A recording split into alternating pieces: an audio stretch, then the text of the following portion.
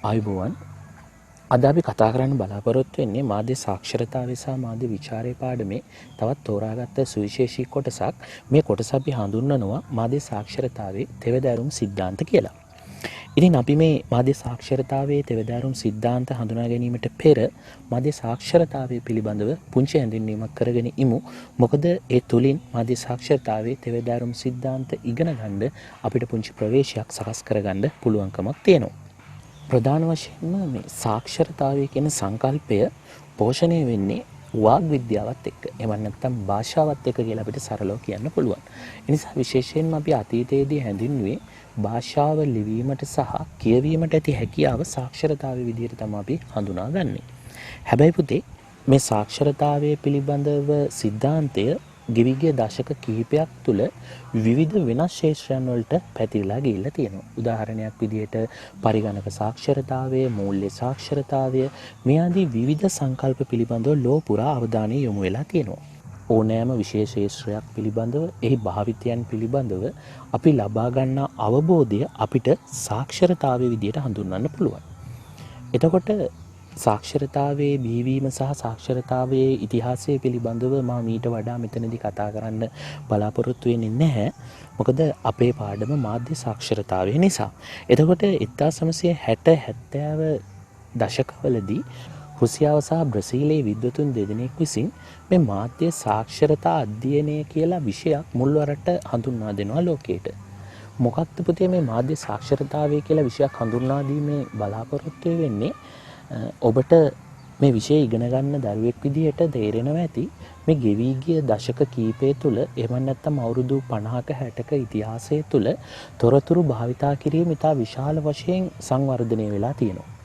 ඒත් එක්කම තොරතුරු භාවිතා කරන පිරිස වැඩි වෙලා තියෙනවා. විශේෂයෙන්ම තොරතුරු අද වෙනකොට කර්මාන්තමය ස්වරූපයෙන් සංවර්ධනය වෙන ස්වභාවයකුත් අපේ ලෝකේ පුරා දකින්න ලැබෙනවා. මේ තොරතුරු වල බලපෑම නිසාම අපි අද ජීවත් වෙන සමාජය අපි හඳුන්වනවා තොරතුරු සමාජයක් විදිහට. ඉතින් මේ තොරතුරු සමාජය නැත්නම් මේ දැනුම් සමාජය තුළ ජීවත් වෙන පුරවැසියන්ට මේ තොරතුරු භාවිතා කිරීමේදී ඒ පිළිබඳව විශේෂ අවබෝධයක්, හැකියාවක් එමන් නැත්නම් ඒ පිළිබඳව දැනුමක් තියෙන්න අවශ්‍ය වෙනවා. අන්නේ දැනුම ලබා ගැනීමේ හැකියාව අපිට සරලව හඳුන්වන්න පුළුවන් මාධ්‍ය සාක්ෂරතාවය කියලා හඳුන්වා දෙන්න පුළුවන්කම තියෙනවා. ඉතින් එතකොට මේ මාධ්‍ය සාක්ෂරතාවය පිළිබඳව කතා කරන අවධිය වෙනකොට ලෝකයේ තොරතුරු ක්‍රියාවලිය තුළ ඉතා බල සම්පන්න තීරණාත්මක කාර්යභාරයක් ඉටු කරන්නේ ජනමාධ්‍ය. ඒ නිසා මේ මාධ්‍ය සාක්ෂරතාවය හඳුනා ගැනීමේදී අපි කියනවා ජනමාධ්‍ය වගේ ඉදිරිපත් වන විවිධ සංදේශ පුවත්පත, ගුවන්විදුලිය, රූපවාහිනිය, ඇතැම් විට පොත්පත්, සඟරා මේවාදී ජනමාධ්‍ය විසින් ඉදිරිපත් කරන විවිධ සංදේශ වටහා ගන්නත් අපිට ඒවා වටහා ගන්න ඒ සංදේශවල අන්තර්ගතයන්, ඒ වගේ බාහිර ස්වરૂපයන්, ඒ වගේ තියෙන මතවාද මේවා වටහා ගන්නත් ඒවා භාවිත කරන්නත් මාධ්‍ය සංදේශයක් වටහා ගැනීම පමණක්ම නෙමේ ග්‍රාහකයෙකුට ගෙන් බලාපොරොත්තු වෙන්නේ, ඒක භාවිත කිරීම පිළිබඳවත් බලාපොරොත්තු වෙනවා. ඉතින් මෙන්න මේ හැකියාවන් පිළිබඳව එහෙම නැත්නම් ජනමාධ්‍ය ඔස්සේ ඉදිරිපත් වන විවිධ සංදේශ වටහා ගැනීමටත් ඒවා භාවිතා කිරීමටත් පවතින හැකියාව එහෙම නැත්නම් නිපුණතාවය එහෙම නැත්නම් ඒ සම්බන්ධව පවතින දැනුම අපිට හඳුන්වන්න පුළුවන් මාධ්‍ය සාක්ෂරතාවය කියලා. මේක තවත් සරල කරලා කියනවා නම් පුතේ ලෝක ඉතිහාසයේ ජනමාධ්‍ය කියන්නේ තීරණාත්මක බලවේගයක්. ඔවුන්ට පුළුවන්කමක් තියෙනවා ලෝකයේ උඩු යටිකුරු කරන්න. ඉතින් ඒ නිසා මේ ජනමාධ්‍ය සතු හැකියාව හොඳ පැත්තට වගේම නරක පැත්තට යොදාගත් අවස්ථාවලුත් ඕන තරම් අපිට ලෝක ඉතිහාසයේ දකින්න පුළුවන් වෙනවා. ඉතින් අන්න ඒ වගේ අවස්ථාවකදී මේ ජනමාධ්‍ය සංදේශයක් මගින් කියන්නේ මොකක්ද? එකෙන් බලාපොරොත්තු වෙන්නේ මොකක්ද කියන දේ තේරුම් ගැනීම සම්බන්ධව ග්‍රාහකයෙක් සතුව තියෙන්න අවශ්‍ය වෙනවා නිපුණතාවයක්. එම නැති වුණොත් මාධ්‍ය විසින් අපිව පාලනය කරන තමයි ග්‍රාහක ප්‍රජාව පාලනය කිරීමේ ස්වභාවයක් දකින්න පුළුවන් වෙනවා. අන්න ඒ தත්ත්වය වළක්වා ගැනීම සඳහා අපිට ඉතා වැදගත් වෙනවා මාධ්‍ය භාවිතය පිළිබඳව අපි ලබා ගන්නා පරිපූර්ණ අවබෝධය. අන්නේ පරිපූර්ණ අවබෝධය අපි හඳුන්වනවා මාධ්‍ය සාක්ෂරතාවයේ විදිහට. විශේෂයෙන්ම දෙවනි ලෝක යුද්ධයෙන් විතර පස්සේ කාලෙදී මේ ජනමාධ්‍යයේ බලපෑම පිළිබඳව හොයා බලන ලෝපුරා විද්වතුන්ගේ අවධානය යොමු වෙනවා. ඒත් එක්කම මේ මාධ්‍ය අන්තර්ගතයන් සමාජයට සිදු කරන බලපෑමත් දෙවන ලෝක යුද්ධයෙන් පස්සේ කාලෙදී ක්‍රමානුකූලව වැඩි වෙනවා. අද වෙන විට මේ බලපෑම බොහොම දැවැන්ත විදියට කර්මාන්තමය ස්වභාවයකින් අපිට දකින්න පුළුවන් වෙලා තියෙනවා. රටක ආර්ථිකය වෙනස් කරන්න, රටක පරිපාලනය වෙනස් කරන්න, රටක දේශපාලනය වෙනස් කරන්න ජනමාධ්‍යයට අද වෙනකොට හැකියාවක් තියෙනවා. ඉතින් ඒ නිසා මේ ජනමාධ්‍යෙන් සමාජයට සිදු කරන බලපෑම හැදෑරීමේ අවශ්‍යතාවයක්. එම නැත්නම් මේක අධ්‍යයනය කිරීමේ අවශ්‍යතාවයක්, විෂයානුබද්ධ අවශ්‍යතාවයකුත් ලෝකයට ඇති වෙනවා දෙවන ලෝක යුද්ධයෙන් විතර පස්සේ කාලේ. ඒ කියන්නේ 1950 60 70 දශකවලදී මේ වගේ අවශ්‍යතාවයක් ලෝකයේ තුල ඇති වෙනවා.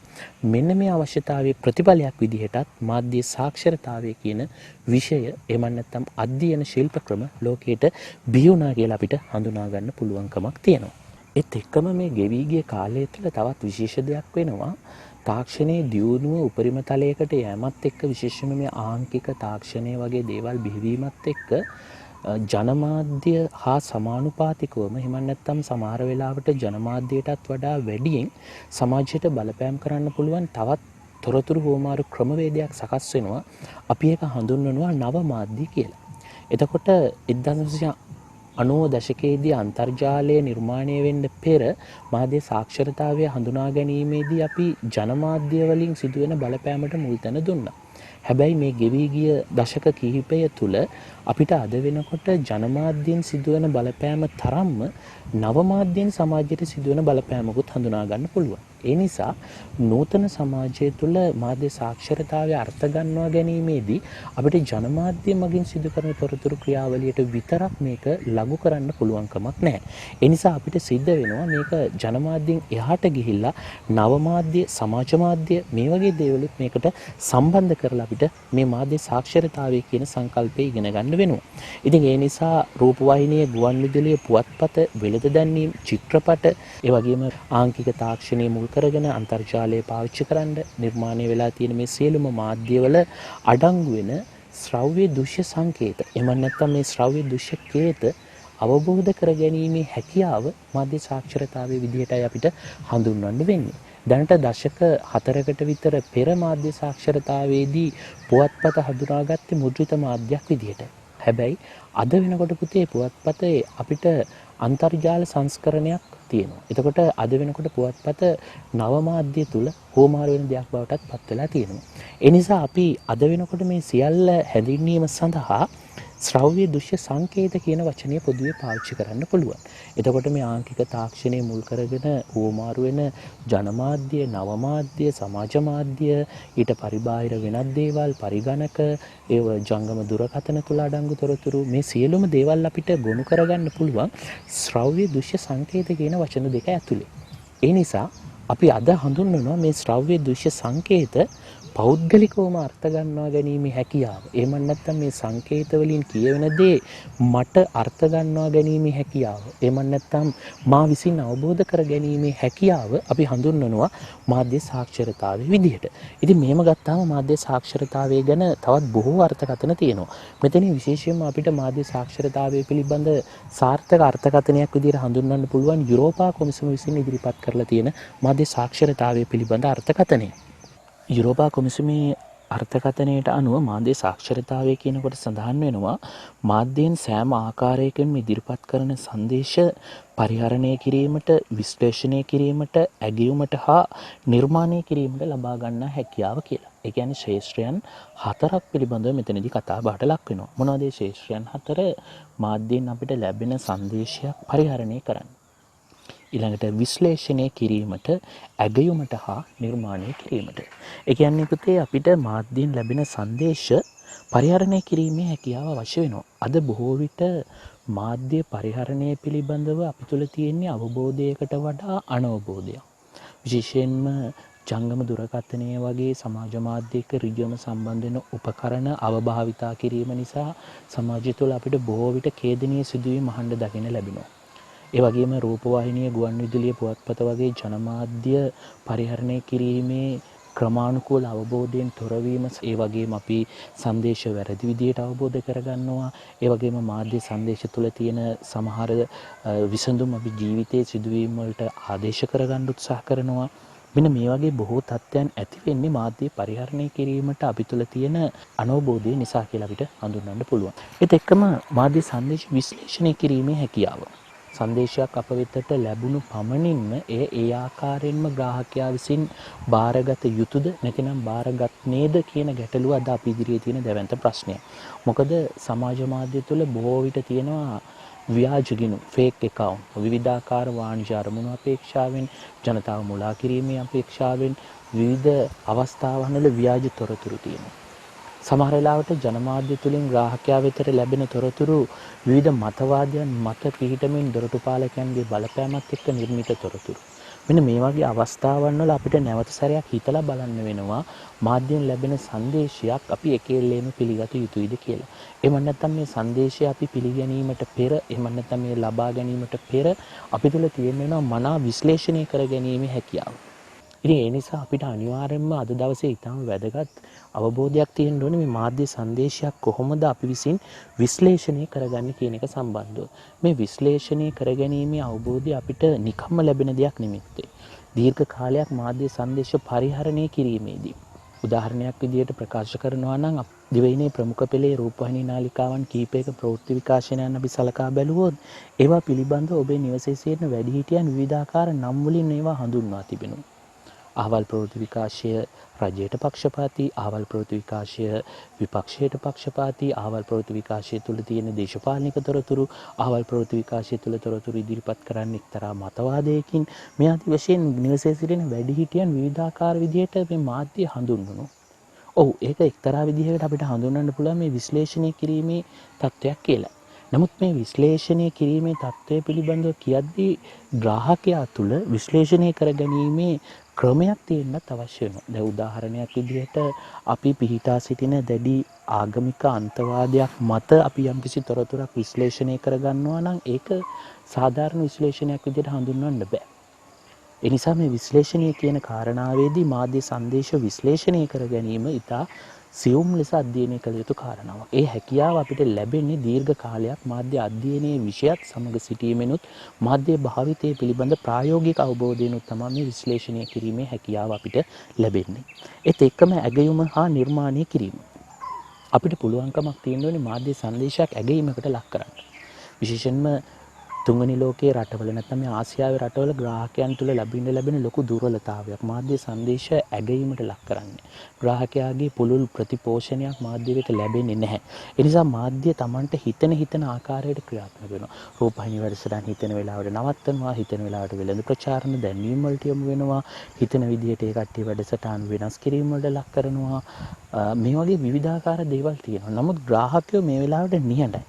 ඉතින් එහෙම ග්‍රාහකයා නිහඬ වෙන්න මොකද වෙන්නේ මාධ්‍යයට ඔවුන් සතු බලපෑම නිදාසේ කරගෙන යන්න අවස්ථාව ලැබෙනවා. ඔවුන්ට අතපය දිගහැරලා වැඩ කරන්න අවස්ථාව ලැබෙනවා. ඒ නිසා මේ මාධ්‍ය සංදේශ ඇගීමට ලක් කිරීම පිළිබඳව සමාජය තුළ පුළුල් කතිකාවක් යෙදෙන්න ඕනේ. ඒක සමහර වෙලාවට ශ්‍රාවක සමාජ වෙන්න පුළුවන්. එහෙම නැත්නම් සමාජ මාධ්‍ය කිනුම් හරහා යන මතවාදී යාන්ත්‍රණයක් වෙන්න පුළුවන්. පාසල් තුල නැත්නම් අධ්‍යාපන ක්‍රියාවලිය තුල තියෙන වැඩසටහන් තුලින් වෙන්න පුළුවන්. එහෙම නැත්නම් ජනමාධ්‍ය තුලින්ම සංවිධානය කරන ග්‍රාහකයන් සම්බන්ධ කරගන්න වැඩසටහන් තුලින් වෙන්න පුළුවන්. එහෙම නැත්නම් සම්මාන වලවල් තුලින් වෙන්න පුළුවන්.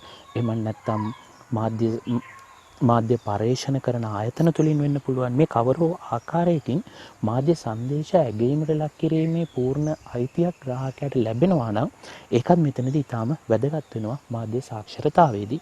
ඒත් එක්කම මාධ්‍ය සංදේශයක් නිර්මාණය කිරීමේ හැකියාව. බොහෝ විට අපි මාධ්‍ය සංදේශ නිර්මාණය කරනවා. අපි sannivedana සත්‍යයන් විදිහට අපි නිරන්තරයෙන් sannivedana යෙදෙනවා.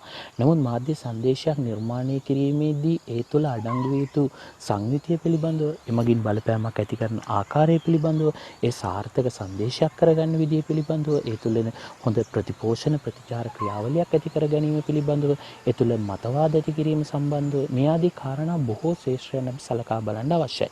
නමුත් අපි මාධ්‍ය සංදේශයක් සකස් කිරීමේදී ක්ෂණිකව එම සංදේශ සකස් කරනවා විනා මේ වගේ තත්ත්වයන් පිළිබඳව අපි හදාරනවාද කියන එක ගැටලුවක්. අනික එක විශේෂයෙන්ම මාධ්‍ය සංදේශයක් නිර්මාණය කිරීම විශේෂඥ ක්‍රියාවලියක්. අපි ඕනම කෙනෙක් sannivedakව විදිහට අපි යම් තොරතුරු sannivedanaya කරනවා. හැබැයි අපි හැමෝටම බෑ හැම වෙලාවකදීම ජනමාධ්‍ය තුල sannivedakයෙක් බවට පත් වෙන්න. ජනමාධ්‍ය සඳහා සංදේශයක් සකස් කරන්න. ඒ සඳහා අපිට අවශ්‍ය වෙන වෘත්තීය දැනුමක්. ඒ වගේ මෙතනදී අපි කතා කරන්නේත් මේ මාධ්‍ය සංදේශයක් නිර්මාණය කර ගැනීම පිළිබඳව ග්‍රාහකයා තුළ ඇතිවෙන්න ඕනේ විශේෂඥතාවයක්. නැත්නම් විශේෂ දැනුමක්, විශේෂ ක්‍රමවේදයක් ඇතුළත් වෙන්න ඕනේ. ඉතින් ඒ தත්ත්වය අපිට නිකම්ම ඇති කරන්න පුළුවන්කමක් ලැබෙන්නේ නැහැ. ඒ වගේ தත්ත්වයක් ඇති කරන්න විශේෂයෙන්ම අපිට වැදගත් වෙනවා මාධ්‍ය පිළිබඳව කුඩා අවධියේ සිඳලා ලබා ගන්න අධ්‍යාපනය. ඉතින් ඒ නිසා තමයි ග්‍රෝන්වර්ල්ඩ් ප්‍රකාශනය වගේ ප්‍රකාශන මගින් අපිට යෝජනා කරන්නේ ප්‍රාථමික අධ්‍යාපනයේ සිට වැඩිහිටි අධ්‍යාපනය දක්වා මාධ්‍ය අධ්‍යාපනය ලබා දෙන්න අවශ්‍යයි කියලා.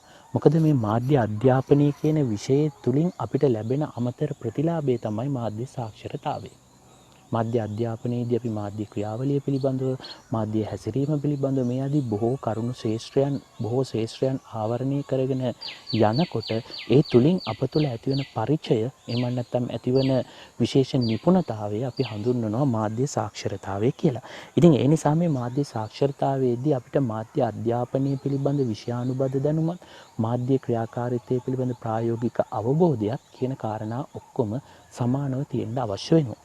මේ සියලුම දේවල් තුළින් අප තුළ ඇතිවන විචාරාත්මක චින්තනය අපිට හඳුන්වන්න පුළුවන් මාධ්‍ය සාක්ෂරතාවය කියලා. ඒ කියන්නේ මේ මාධ්‍ය සාක්ෂරතාවය කියන එක එතනදී ගත්තාම පුද්ගලබද්ධ කුසලතාවයක් විදිහට තමයි අපිට හඳුන්වන්න පුළුවන් වෙන්නේ. මොකද ඔබ සතුව තියෙන මාධ්‍ය සාක්ෂරතාවය නෙමෙයි මා සතුව තියෙන්නේ. මේ මාධ්‍ය සාක්ෂරතාවය නිසා අපිට හඳුන්වන්න වෙන්නේ බොහොම පුද්ගලබද්ධ සංකල්පයක් විදිහට, කුසලතාවයක් විදිහට. ඒ පුද්ගලබද්ධතාවයේදී වැදගත් වෙනවා මාධ්‍ය අධ්‍යාපනය පිළිබඳ විෂයානුබද්ධ දැනුම. මාධ්‍ය ක්‍රියාකාරීත්වය පිළිබඳ ප්‍රායෝගික අවබෝධය. මේ අවබෝධයන් දෙකම තිබුණොත්, මේ හැකියාවන් දෙකම අපි සතුව තිබුණොත් අර පුද්ගලබද්ධතාවය ඉතා සාර්ථක ලෙස ගොඩනගෙනවා. එහෙම නැත්නම් මේ පුද්ගලබද්ධතාවය සාරගර්භ වෙනවා. එතකොට මේ වගේ පුද්ගලයෙකු තුළ මාධ්‍ය සාක්ෂරතාවය ඉතා ඉහළයි. ඒත් එකම ඔකේ අනික් පැත්තත් වෙන්න පුළුවන් පුතේ.